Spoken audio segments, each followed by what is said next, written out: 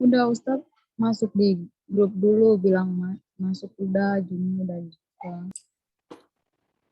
Bismillahirrahmanirrahim. Assalamualaikum warahmatullahi wabarakatuh. Innal hamdalillah nahmaduhu wa nasta'inuhu wa nastaghfiruh wa na'udzu billahi min shururi anfusina wa min sayyiati a'malina. May yahdihillahu fala mudilla lahu wa may yudlilhu fala hadiya lahu. وأشهد أن لا إله إلا الله وحده لا شريك له وأشهد أن سيدنا محمدا عبده ورسوله أما بعد. Alhamdulillah, teman-teman sekalian, kita telah diberi Allah SWT kesempatan untuk selalu mentadabburi Al-Qur'annya, untuk selalu mengkaji ilmu-ilmunya. Dan alhamdulillah pada siang hari ini waktu Indonesia kita dapat mengkaji kembali fikih Imam Syafi'i, yaitu yang berkenaan dengan syarat Jumat. Salam serta salam kita curahkan kepada Nabi besar kita Nabi Muhammad SAW, yang mana beliau telah memperjuangkan agama Islam ini hingga sampai kepada kita. Teman-teman sekalian yang dimuliakan Allah Subhanahu wa taala, sebelum kita membahas tentang apa saja syarat Jumat, kemudian rukun-rukunnya apa saja, kemudian rukun khutbah, kemudian syarat khutbah. Sebelum itu kita akan membahas sebenarnya Jumat ini adalah hari yang paling mulia ya, bahkan dijuluki Sayyidul Ayyam, yaitu tuannya para hari. Hari yang paling mulia itu ya hari Jumat. Ada hari yang lebih mulia daripada hari Jumat, yaitu hari Arafah, yaitu hari yang lebih mulia daripada hari Jumat. Ada juga malam, sebaik-baik malam adalah malam Jumat, tetapi ada juga malam yang lebih mulia daripada malam Jumat, yaitu malam Lailatul Qadar. Tetapi kalau dibandingkan hari-hari yang biasa, maka hari Jumatlah yang paling mulia. Ada juga pendapat ulama yang mengatakan bahwasanya hari yang paling mulia adalah hari Senin, yang bertepatan pada kelahiran Nabi Muhammad SAW. Nah, di hari Jumat juga banyak sekali kesunahan-kesunahan seperti membaca suratul Kahfi, kemudian memotong kuku, kemudian memotong rambut, baik rambut yang atas maupun yang bawah. Jadi di dalam kitab At-Taqriratus Sadidah disunahkan bagi laki-laki maupun perempuan untuk mencukur bulu ketiak dan bulu kemaluan pada hari Jumat. Untuk memotong kuku itu disunahkan di 3 hari dalam sepekan. Hari Senin, hari Kamis, atau hari Jumat. Tergantung panjang kukunya itu panjangnya kapan gitu. Jadi nggak hanya hari Jumat saja. Kalau misalkan hari Senin sudah panjang ya dipotong, segera dipotong hari Seninnya. Kemudian atau ketika sudah panjang hari Kamis ya dipotong hari Kamisnya. Lebih-lebih hari Jumat itu lebih afdol lagi untuk memotong kuku. Kemudian untuk untuk rambut, untuk bulu ketiak itu untuk laki-laki disunahkan untuk dicabut, sedangkan untuk perempuan disunahkan untuk dicukur. Sedangkan untuk bulu kemaluan kebalikannya, untuk laki-laki disunahkan untuk dicukur, sedangkan perempuan disunahkan untuk dicabut. Ini menurut mazhab Imam Syafi'i. Kemudian kita masuk ke pembahasan qala Syekh Sumair, qala Syekh Al-Fadil Salim bin Sumair Al-Hadrami rahimahullahu taala wa nafa'ana Allah bi'ilmihi fid dharain. Qala faslun syurutul jumu'ati sittah. Syurutul jumu'ati sittatun, yaitu syarat salat Jumat itu ada 6. Yang dimaksudkan syarat di sini adalah syarat sahnya. Syarat sahnya salat Jumat itu ada 6. Antakuna kulluha fi waqti dhuhri. Nah, yang pertama adalah hendaknya salat Jumat ini dilaksanakan hendaklah keseluruhannya, yaitu dari mulai khutbah sampai sholatnya itu di waktu zuhur. Nah, untuk waktu zuhur ini, untuk waktu Jumatan ini ulama berbeda pendapat. Menurut jumhur ulama dari mazhab Hanafi, mazhab Maliki, dan mazhab Syafi'i mengatakan bahwasanya waktu Jumat ini adalah inda zawali syamsi, yaitu sama dengan waktu zuhur. Sedangkan menurut mazhab Hambali mereka berpendapat bahwasanya waktu zuhur ini seperti waktu sholat Id, baik Idul Adha maupun Idul Fitri. Jadi waktu Idul Adha atau Idul Fitri itu kan setelah syuruk, setelah matahari terbit. Nah itulah sudah masuk waktu Jumat, itu menurut mazhab Hambali. Tetapi yang roji adalah pendapatnya jumhur ulama dari Hanafi, Maliki, dan Syafi'i. Kalau misalkan seorang khatib berkhutbah tapi belum masuk waktu zuhur, gimana khutbahnya? Maka khutbahnya batal, harus diulang dari awal lagi ketika masuk waktunya. Jadi seperti itu. Kemudian syarat Jumat yang kedua adalah wa an tuqama fi khittatil balad. Hendaklah salat Jumat itu didirikan di khittatil balad, di wilayah pemukiman gitu, di wilayah pemukiman. Nah, di mazhab Syafi'i juga sholat Jumat ini enggak mesti di masjid, boleh juga di luar masjid. Jadi misalkan masjidnya sedang direnovasi, misalkan kita boleh sholat Jumat dipindahkan di lapangan atau dipindahkan di halaman masjid. Itu menurut mazhab Syafi'i, diperbolehkan untuk sholat Jumat di selain daripada masjid. Kemudian wa an tusalla jama'atan. Wa an tusalla jama'atan. Hendaklah sholat Jumat itu didirikan secara berjamaah. Enggak boleh sholat Jumat itu secara sendirian gitu. Jadi harus berjamaah, dan berjamaah ini nanti akan kita bahas. Berjamaah ini harus berapa orang dan syaratnya apa saja. Wa an tusalla jama'atan. Nah, bagaimana ketika ada jamaah yang masbuk di sholat Jumat? Selama orang yang masbuk itu mendapati di rakaat keduanya mendapati imam di rakaat kedua, mendapati rukunya imam di rakaat kedua, maka sholat Jumatnya sah. Tetapi ketika sudah lewat, imam itu sudah lewat rukuk daripada sholat Jumat di rakaat kedua, misalkan tidak atau mendapati imam sudah sujud, maka sholat Jumatnya tidak dianggap sah. Maka seperti apa niatnya? Niatnya tetap sholat Jumat, karena pas awal kan niatnya sholat Jumat. Tetapi dia harus menambah 4 rakaat.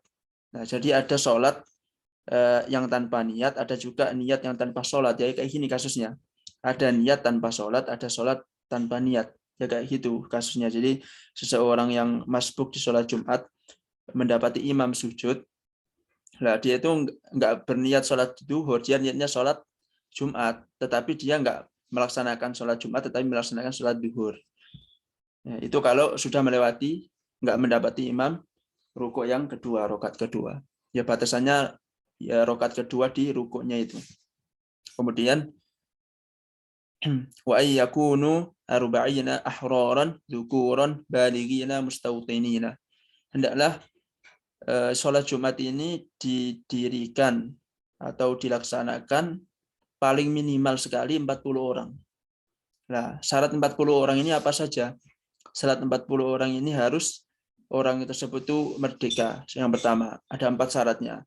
Yang 40 orang ini. Di dalam 40 orang ini harus ada ahroron, yaitu orang yang merdeka. Jadi tidak budak, enggak budak.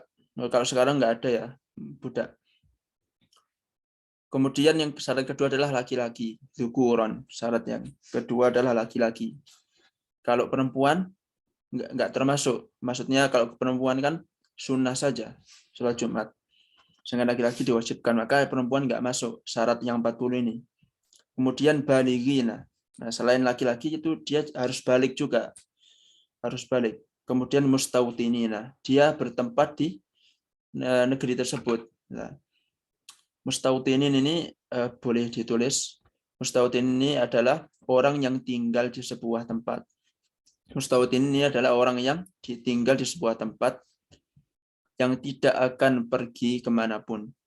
Orang yang tinggal di sebuah tempat yang tidak akan pergi kemanapun, baik di musim dingin maupun musim panas. Baik di musim dingin maupun di musim panas. Kalaupun dia pergi sejauh apapun, maka dia akan kembali ke tempat tersebut. maka dia akan kembali ke tempat tersebut. Ini makna mustautinin. Kalau makna mukim kan ya sekedar bertempat kan, yang penting udah 3 hari itu udah disebut mukim. Tetapi mustautin ini beda lagi, itu tempat asli, tempat tinggal yang asli gitu. Jadi misalkan nih dari apa namanya, orang dia asli Jakarta tuh, dia ke Surabaya, dia niat di Surabaya itu udah diniatin selama 7 hari, dia berarti udah mukim di situ, nggak boleh menjamak lagi kan. Syarat menjamak kan nggak boleh kurang dari, kalau niatnya itu nggak boleh kurang dari apa namanya, nggak boleh lebih dari 3 hari. Kalau lebih dari 3 hari berarti sudah dianggap mukim, bukan musafir lagi kan. Nah maka mukim ini beda dengan mustautin. Kalau mustautin kan orang yang tinggal di sebuah tempat yang tidak akan pergi kemanapun, baik di musim dingin maupun musim panas. Kalaupun dia pergi pasti akan balik lagi. Itu makna daripada mustautinin. Kemudian syarat berikutnya yaitu syarat Jumat, sholat Jumat. Wa alla tasbiqaha wa la tuqarinha jumu'atun fi tilkal balad. Hendaklah wa alla tasbiqaha, hendaklah sholat Jumat di tempat tersebut itu tidak didahului Jumat yang lainnya atau tidak berbarengan dengan Jumat lainnya di tempat tersebut. Ya, contohnya di sebuah tempat itu tidak boleh ada lebih dari 1 masjid. Di dalam mazhab Syafi'i tidak boleh ada 1 masjid. Nah, tetapi di mazhab Syafi'i pun diperbolehkan juga, tetapi dengan syarat diperbolehkan 2 jamaah di satu tempat tersebut. Ya kalau al-balad kan sudah kita bahas kemarin kan, maksudnya adalah kecamatan yang mana kecamatan itu sudah ada hakimnya, sudah ada polisinya, sudah ada apa namanya, pasarnya kan, itu syarat daripada baladnya kan. Nah ini dalam hal ini ada syaratnya, diperbolehkan ada lebih dari 1 masjid di balad tersebut, tapi ada syaratnya. Yang pertama adalah jika kampungnya sangat luas. Nah, jadi kalau misalkan kecamatannya itu sangat luas, dari ujung ke ujung mungkin 1 jam kan, kalau pakai motor, kalau jalan kaki apalagi nggak memungkinkan, maka diperbolehkan membuat jamaah baru atau masjid baru gitu untuk melaksanakan sholat Jumat. Nah, itu syarat yang pertama. Kemudian syarat yang kedua itu masjid tersebut tidak bisa menampung jamaah. Jadi masjidnya nggak bisa nampung jamaah, ya diperbolehkan nyari tempat lain, terus mengadakan jamaah yang baru, diperbolehkan. Tetapi imam yang dimaksudkan menampung jamaah itu apa sih? Jamaahnya seperti apa gitu?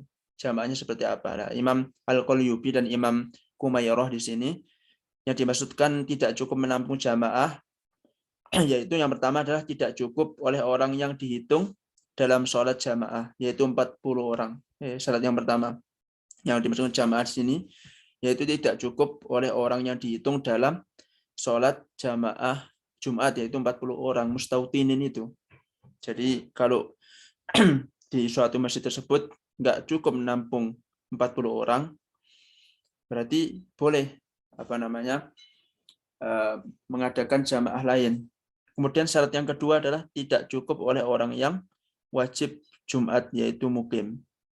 Ya, jadi orang yang mukim, orang yang tidak wajib Jumat, orang yang wajib Jumat, maksudnya orang yang wajib Jumatan itu kan orang yang laki-laki tadi kan, orang yang laki-laki, kemudian yang merdeka, kemudian orang yang mustautinin, bertempat tinggal di situ. Kalau musafir sama perempuan sama orang yang sakit itu nggak diwajibkan untuk Jumatan.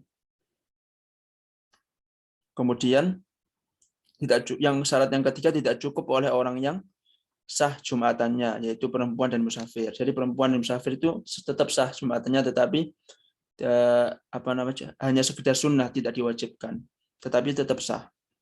Nah, kalau misalkan tidak cukup lagi, maka tidak cukup oleh orang yang ahli sholat, yaitu orang Islam. Ya gampangannya seperti ini, di suatu masjid itu tidak cukup, ini pertimbangan yang terakhir ya. Jadi kalau tidak cukup untuk menampung orang Islam, baru mengadakan jamaah lain. Ini pertimbangan yang terakhir, tapi pertimbangan yang sebelum-sebelumnya itu harus dipertimbangkan lagi. Kalau sudah benar-benar kita nggak bisa mempertimbangkan, baru mempertimbangkan yang terakhir ini. Tidak cukup oleh orang yang ahli sholat, itu orang Islam. Baru diperbolehkan mengadakan jamaah baru. Yaitu tadi 2 syarat, diperbolehkan lebih dari 2 masjid atau 2 jamaah.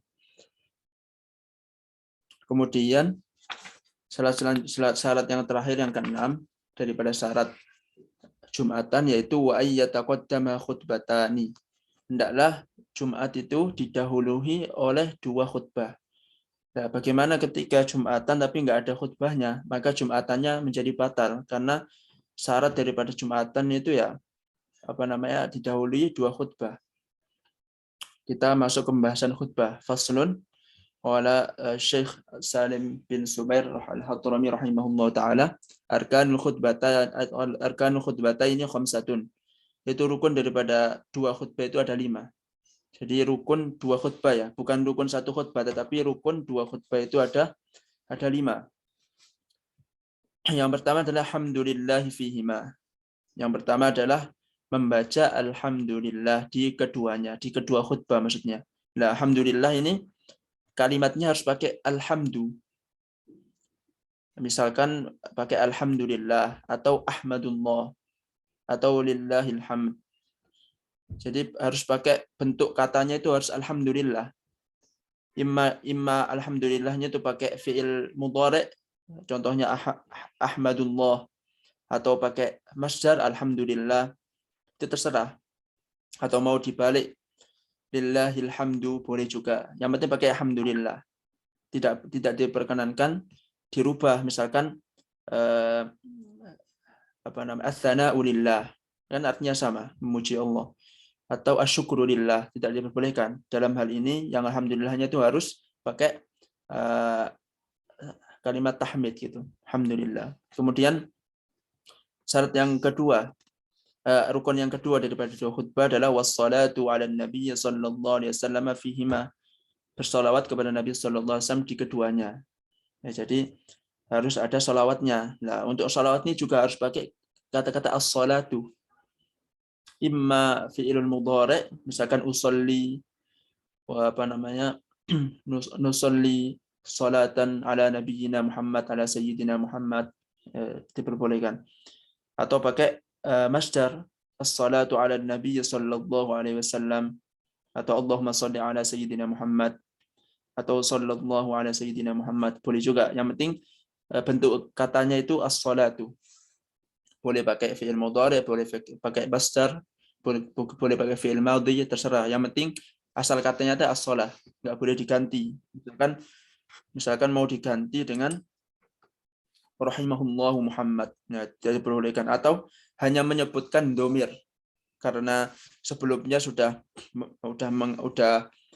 menyebutkan Nabi Muhammad, misalkan innal hamdalillah sampai akhir, kemudian syahadat asyhadu an la ilaha illallah wa asyhadu anna sayyidana Muhammadan abduhu wa rasuluh. Udah menyebutkan kan, di syahadat itu udah menyebutkan kata-kata Muhammad, kemudian membaca sallallahu alaihi. Tidak diperkenankan harus menyebutkan lagi sallallahu ala Muhammad, sallallahu ala sayyidina Muhammad, atau sallallahu ala nabiyina Muhammad. Harus disebutkan ketika salawat. Harus disebutkan, syaratnya itu ada 2. Ketika salawat harus disebutkan Nabi Muhammadnya, dan harus disebutkan juga as-sholahnya. Harus pakai kata as-sholah. Nah, itu syaratnya. Kemudian rukun khutbah yang ketiga adalah wal wasiyatu bittaqwa fihima. Harus ada wasiat takwa di keduanya. Nah, dalam takwa ini berbeda dengan alhamdu atau sholawat. Kalau berwasiat ini bebas ya. Boleh pakai usikum wa nafsi bitaqwallah. Saya berwasiat kepada diri saya pribadi dan kepada kalian untuk selalu bertakwa kepada Allah. Atau usikum bitaqwallah, atau atiullah, bertaatlah kepada Allah, atau yahdharu iqaballah, hendaklah kalian berhati-hati terhadap hukuman Allah, azab Allah. Enggak apa-apa seperti itu. Kemudian wa qira'atu ayatin minal Qur'ani fi ihdahuma. Wa qira'atu ayatin minal Qur'ani fi ihdahuma, yaitu membaca satu ayat di dalam daripada Al-Quran di salah satu darinya. Nah, yang dimaksudkan satu ayat ini seperti apa sih? Nah, yang dimaksudkan satu ayat ini adalah ayat yang sempurna, kemudian dapat dipahami. Ayat yang sempurna dan dapat dipahami. Contohnya, Bismillahirrahmanirrahim. Ya ayyuhalladzina amanu taqullaha haqqa tuqatih wa la tamutunna illa wa antum muslimun. Nah, ini kan satu ayat yang dapat dipahamin. Jadi kita tahu maknanya kan, menyeru kepada ketakwaan dan jangan sampai kita mati dalam keadaan dan jangan sampai kita mati dalam keadaan tidak muslim gitu. Jadi harus ayatnya itu satu ayat yang sempurna dan dapat difahamin gitu. Atau yang mau agak panjang juga bisa. Surat An-Nisa ayat pertama. Bismillahirrahmanirrahim. Ya ayyuhan nasu taqu rabbakumul ladzi khalaqakum min nafsin wahidah. وخلق منها زوجها وبث منهما رجالا كثيرا ونساء واتقوا الله الذي تساءلون به والأرحام إن الله كان عليكم رقيبا. Boleh juga pakai yang agak panjang juga boleh. Intinya minimal itu di salah satu dari dua khutbah ini ada satu ayat yang sempurna, nggak boleh dipotong-potong, dan satu ayat juga yang dapat dipahami. Nah, afdolnya membaca satu ayat ini di akhir khutbah yang pertama. Jadi ketika mau selesai khutbah yang pertama, baru membaca satu ayat tersebut. Itu yang paling afdol. Tetapi mau diawalkan atau mau ditengahkan itu juga diperbolehkan. Nggak ada masalah. Terus, rukun daripada khutbah yang kelima adalah waddu'a lil mu'minina wal mu'minati fil akhirah. Berdoa untuk orang yang beriman, laki-laki dan perempuan di khutbah yang kedua atau khutbah yang terakhir. Jadi ini termasuk rukun ya. Jadi jangan sampai ketika nanti berkhutbah, khutbah Jumat misalkan nggak ada doanya, nah ini bisa batal karena doanya termasuk rukun daripada khutbah.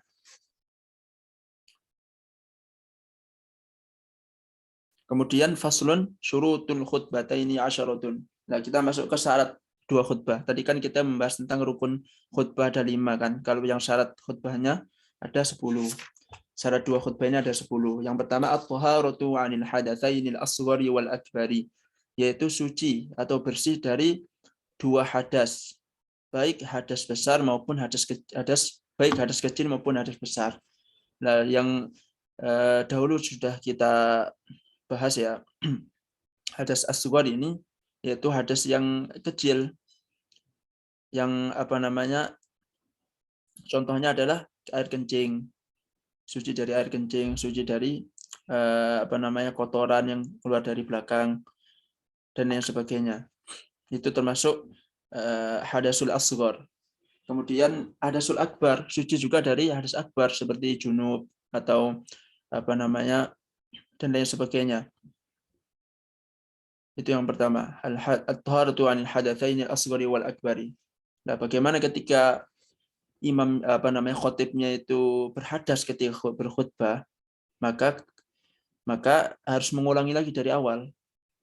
Jadi udah khutbah kan, udah agak lama khutbahnya, udah mau selesai, tiba-tiba kentut misalkan khatibnya, maka dia wudhu lagi, dia mengulangi dari awal. Tetapi kalau ada penggantinya, ya langsung dilanjutkan nggak apa-apa. Itulah pentingnya Jumatan itu harus ada penggantinya. Ketika khotib batal, langsung ada penggantinya gitu. Tapi kalau misalkan nggak ada penggantinya, terpaksa khotib wudhu dulu, bersuci, wudhu, kemudian naik mimbar lagi, ya harus mengulang dari awal. Tetapi ya harus tahu diri juga kan khotibnya. Hendaknya yang dilaksanakan itu yang rukun-rukunnya saja, karena dia sudah berkhutbah lama-lama kok malah dia batal, kemudian khutbahnya lama-lama lagi kan menjenuhkan sekali, karena setiap orang kan banyak kegiatan kan. Jadi harus dipersingkat, hanya rukun-rukunnya saja supaya orang tidak jenuh.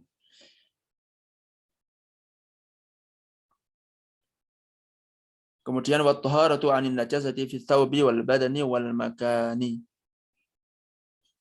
Nah, di sini harus suci daripada najis baik di pakaian, di badan maupun di tempatnya, yaitu di tempat khutbahnya itu harus suci. Nah, misalkan di pakaian kita ada tai cecak misalkan, itu harus segera disingkirkan. Kalau nggak segera disingkirkan maka batal. Harus segera dibersihkan, atau badan kita harus dibersihkan dulu sebelum berkhutbah. Makanya disunahkan untuk mandi dulu sebelum melaksanakan sholat Jumat. Dan tempatnya pun harus suci. Tempat khutbahnya itu harus suci juga. Wasatrul aurati. Ini syaratnya sama dengan syarat sholat ya, yaitu menutup aurat. Harus menutup aurat. Wal qiyamu 'alal qadiri. Nah, hendaklah khotib ini berdiri semampunya. Kemudian wal julusu bainahuma fawqa tuma'ninatis sholati.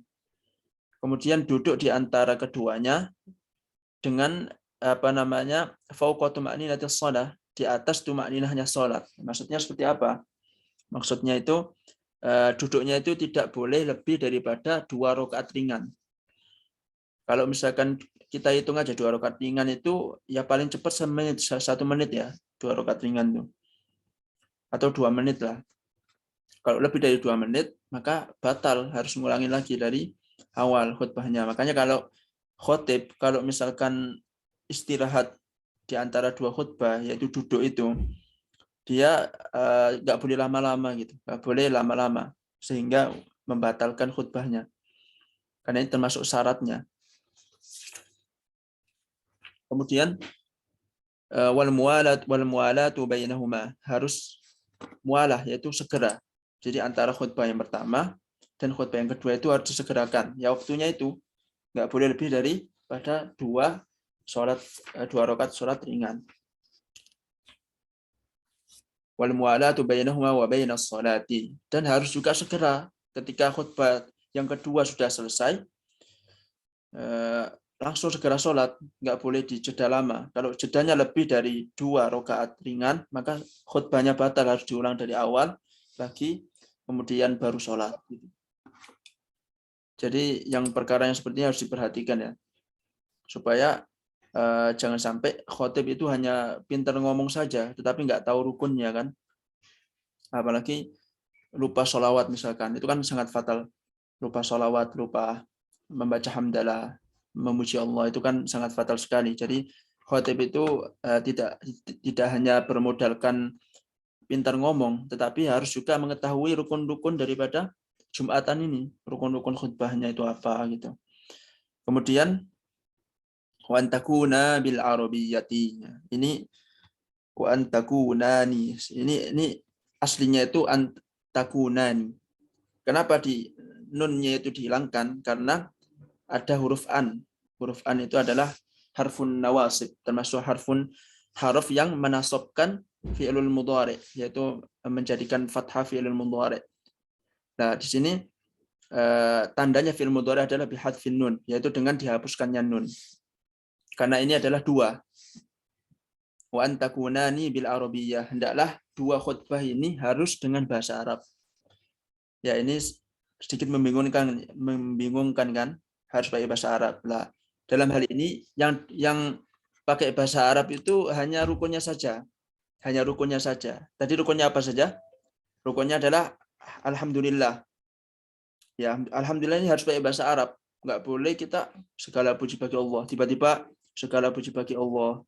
Nggak boleh. Harus pakai alhamdulillah. Harus pakai alhamdulillah. Kemudian yang harus pakai bahasa Arab itu apa lagi? Yaitu sholawatnya.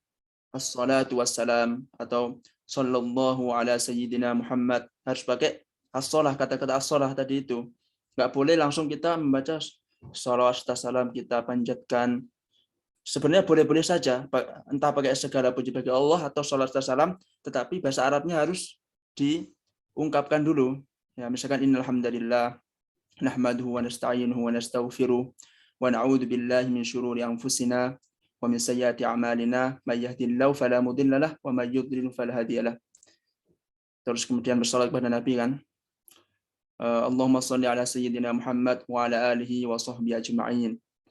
Nah, baru segala puji bagi Allah yang telah memberikan kepada kita kenikmatan yang sangat banyak sehingga kita dapat melaksanakan kewajiban kita sebagai seorang muslim, yaitu sholat Jumat secara berjamaah.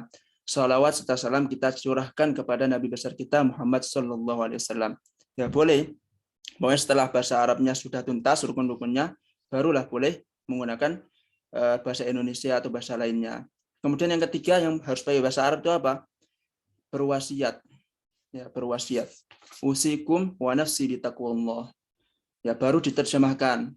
Saya wasiatkan kepada jamaah sekalian untuk senantiasa bertakwa kepada Allah Subhanahu wa taala, seperti itu. Jadi yang dimaksudkan wa antakuna bil arabiyyah ini adalah rukun daripada khutbahnya itu, yaitu alhamdulillah, sholawat. Jadi rukunnya ada 5 ya. Yang harus pakai bahasa Arab, yaitu membaca hamdalah, kemudian bersolawat, berwasiat, kemudian membaca Al-Qur'annya, qiraatul Qur'an min fi ihdahuma. Enggak boleh membaca terjemahannya. Misalkan diterjemahkan wahai orang yang beriman, bertakwalah kepada Allah sebaik-baik takwa dan janganlah kalian mati kecuali dalam keadaan muslim. Enggak diperbolehkan. Ya, diperbolehkan membaca terjemah ketika sudah membaca Arabnya. Kemudian ad-du'a lil mu'mini wal mu'minat fil akhirah. Mendoakan orang mukmin, ya, yang harus pakai bahasa Arab, yaitu mendoakan orang mukmin itu juga harus pakai bahasa Arab dulu. Diperbolehkan memakai bahasa Jawa, bahasa Sunda atau bahasa Indonesia diperbolehkan, tetapi Arabnya dulu yang penting. Yang penting rukunnya dulu dilaksanakan, baru terserah mau pakai bahasa apa saja. Yang penting ada doa yang pakai bahasa Arab ya, itu. Simpelnya seperti itu. Doanya bebas ya, kalau Jumatan doanya bebas. Kemudian wa ayyusmi'aha arba'ina. Hendaklah khatib ini suaranya didengar oleh 40 orang. Nah, kalau misalkan makmumnya tidur atau ngantuk itu kan enggak dengar bagaimana? Ya, yang dimaksudkan itu adalah ya paling tidak khatib ini suaranya lantang lah sehingga bisa menjangkau 40 orang. Ya kalau sekarang mau lantang mau pelan pun terdengar karena sudah ada mukabirus shaut, yaitu mikrofon. Sudah ada mikrofon, jadi enak. Kemudian syarat khutbah selanjutnya adalah yang terakhir ya. Wa an takuna kulluha fi waqti dhuhri. Hendaklah seluruhnya, yaitu seluruh khutbahnya itu di waktu zuhur. Seluruh khutbah itu hendaklah di waktu zuhur. Jadi kalau misalkan sebelum zuhur sudah khutbah, maka khutbahnya batal dan harus mengulangi lagi ketika sudah masuk waktu. Nah, di sini bagaimana hukumnya ketika khotib itu minum atau makan gitu. Ya kalau khotibnya di sini ada ulama itu merinci ya. Ketika khotib minum itu hukumnya adalah makruh, nggak sampai haram ya. Tetap sah tetapi makruh. Tetapi kalau sampai makan itu hukumnya haram. Tetap sah tetapi haram. Dia mendapatkan dosa. Kenapa? Ilatnya itu apa sih kok diharamkan makan? Ya nggak pantas saja. Kalau minum kan mungkin masih pantas ya. Kalau misalkan dia udah nggak kuat lagi, pengen minum menjadi mubah malahan. Dari makruh menjadi mubah. Karena dia udah nggak kuat lagi bicara, dia minum. Karena darurat kan, minum. Nggak apa-apa. Tapi kalau nggak ada apa-apa, tiba-tiba minum, maka dimakruhkan. Apalagi makan. Kalau makan ini malah diharamkan ketika berkhutbah. Tapi kalau khutbah ketika makan kan jarang sekali ya, bahkan tidak ada kan, ya, tidak cocok lah, tidak etis ketika berkhutbah makan gitu kan. Ya mungkin ini dulu yang dapat kami sampaikan ya. Kurang lebihnya kami mohon maaf. Dalam pertemuan ini singkat dulu karena saya setelah ini ada acara ya. Kemudian lagi tenggorokan saya juga lagi agak nggak enak kan. Ya mungkin saya cukupkan sekian. Nah, nanti kalau misalkan ada pertanyaan bisa ditulis di grup.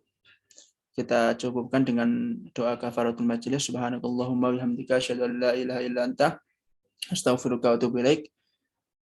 Kita tutup dengan doa dulu. Allahumma shalli ala sayyidina Muhammadin fil awwalin, Allahumma shalli ala sayyidina Muhammadin fil akhirin. اللهم صل على سيدنا محمد في الملأ الأعلى إلى يوم الدين. حمدا شاكرين حمدا ناعما حمدا يوافي نعمه ويكافئ مزيده. يا ربنا لك الحمد كما ينبغي لجلال وجهك ولعظيم سلطانك. اللهم ارحمنا بالقرآن واجعله لنا إماما ونورا وهدى ورحمة. اللهم ذكرنا منه ما نسينا وعلمنا منه ما جهلنا وارزقنا تلاوته آناء الليل وأطراف النهار. اللهم إنا نسألك الجنة الفردوس الأعلى والنجاة من النار. اللهم قسم لنا من خشيتك ما تحول به بيننا وبين معصيتك، ومن طاعتك ما تبلغنا بها جنتك، ومن اليقين ما تهون به علينا مصائب الدنيا، ومتعنا بأسماعنا وأبصارنا وقوتنا ما أحييتنا، واجعله الوارث منا، واجعل ثأرنا على من ظلمنا، وانصرنا على من عادانا، ولا تسلط علينا من لا يرحمنا. اللهم لا تدع لنا ذنبا إلا غفرته، ولا هما إلا فرجته، ولا دينا إلا قضيته، ولا حاجة من حوائج الدنيا والآخرة إلا قضيتها يا أرحم الراحمين. وصلى الله على سيدنا محمد وعلى آله وصحبه أجمعين، والحمد لله رب العالمين.